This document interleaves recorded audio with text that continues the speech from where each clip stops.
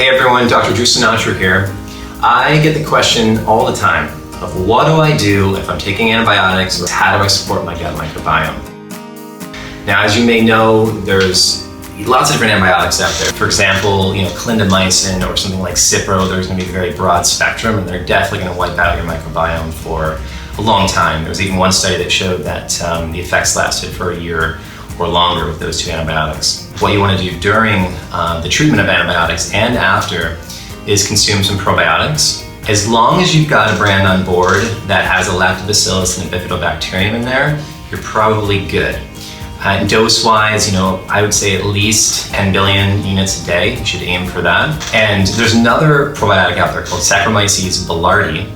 And this is actually a yeast-derived probiotic that can be really beneficial for preventing yeast overgrowth or even C. diff infection. I would do about 250 milligrams twice a day. And most people should be taking their probiotic at different times than their antibiotics. So let's say if your antibiotic dosing is at 8 a.m. and 8 p.m., perhaps take your probiotic dose sometime around 12 p.m. to 4 p.m. And at least that way, the probiotic will survive longer.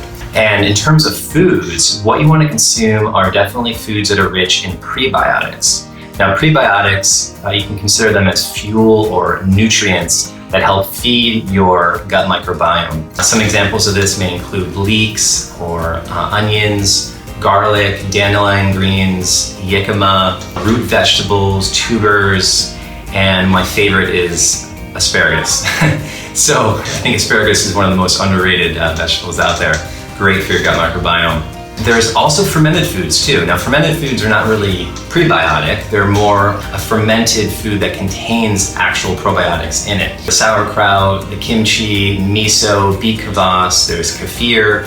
All these foods are going to help replace and replenish the gut microbiome that's been damaged from the antibiotics. So the only caveat with doing prebiotics and fermented foods is that some people, let's say if they've got a SIBO infection or some sort of level of dysbiosis, they may react to those foods because a lot of those foods are actually high FODMAP foods. So if you start getting gas and bloating from eating more of these prebiotic and fermented foods, you may want to hold off and focus more on the probiotics. So that's it, essentially, for what you can do to help build your microbiome while you're on antibiotics and after you've taken them. All right, talk to you soon.